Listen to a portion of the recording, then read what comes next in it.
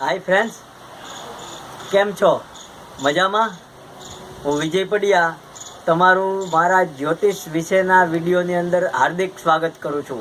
તો મિત્રો, આજે હું એક એવા વિષય ઉપર રસપ્રદ ચર્ચા લઈને આવેલો છું કે ભાઈ જે બહુ જ એક દિલચસ્પ વિષય છે અને યુવાનો માટે બહુ મહત્વનો વિષય છે. ખાસ કરીને જેમના મેરેજ હજી બાકી હોય એના માટે બહુ જ અગત્યનો આજનો ટોપિક છે. તો મારો વિડીયો તમે જરૂર જુઓ, મારી ચેનલને સબસ્ક્રાઈબ કરો અને મારા વિડીયોને ગમે તો આગળ શેર કરો. તો મિત્રો, આજે એક એવો વિષય છે આપણી પાસે કે ભાઈ આપણે જીવનસાથી કેવો મળશે, સ્માર્ટ સુંદર જીવનસાથી કેવા યોગ હોય તો મળે, એટલે કે દેખાવડા પતિ પત્ની કેવા યોગ હોય તો કુંડલીમાં મળે. બરોબર?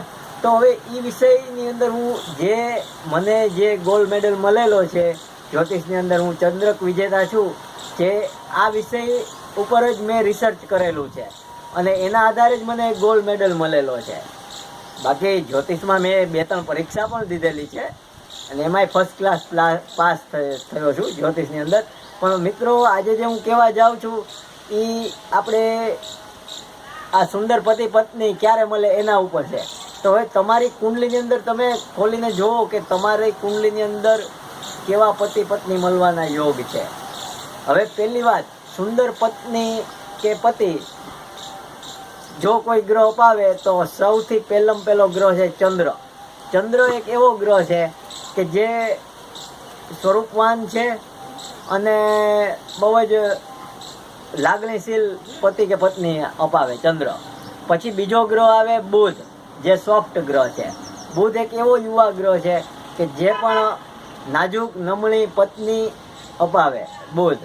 પછી ત્રીજો ગ્રહ છે સ્વરૂપવાન ગ્રહ છે શુક્ર. જે શુક્ર જે અપાવે એ શારીરિક રીતે હેલ્ધી પત્ની કે પતિ અપાવે. પછી ચોથો ગ્રહ છે સ્વરૂપવાન અપાવે એ ગુરુ. ગુરુ જે અપાવે એ દેખાવડી, સંસ્કારી અને ધાર્મિક આવા પતિ પત્ની અપાવે. બરોબર? તો આ 4 ગ્રહ છે, ચંદ્ર, બુધ, ગુરુ ને શુક્ર, જે આપણી કુંડલીની અંદર જો કુંડલીની અંદર 7 હાઉસ એટલે કે 7મા ભાવમાં બેઠા હોય કુંડલીમાં, તો 100% એને સ્વરૂપવાન સ્માર્ટ પતિ કે પત્ની મળે. બરોબર? બીજું એ કે ભાઈ જે આપણે આજે સૌને ઈચ્છા હોય કે ભાઈ મારો જીવનસાથી કેવો મળશે, કે એના સ્વભાવ કેવો હશે, એનો ફ્યુચર કેવું હશે, એટલે કે એનું ભવિષ્ય કેવું હશે, બધાને જાણવાની બહુ જ મહત્વાકાંક્ષા હોય.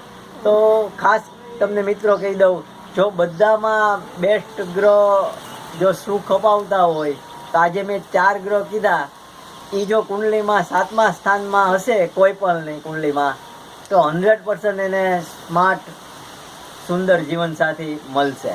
એ ઈશ્વરના આપણા ગયા જન્મના ઋણાનુબંધ હોય કે ગયા જન્મના આપણા એવા કર્મ હોય એના આધારે આપણને આ જન્મમાં એ પતિ કે પત્ની મળે છે.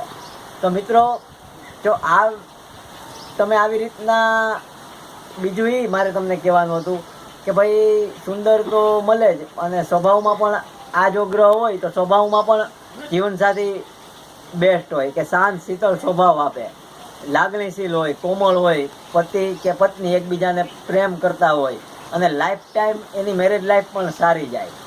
આ રીતના મેં કીધું એ ગ્રહ હોય એટલે.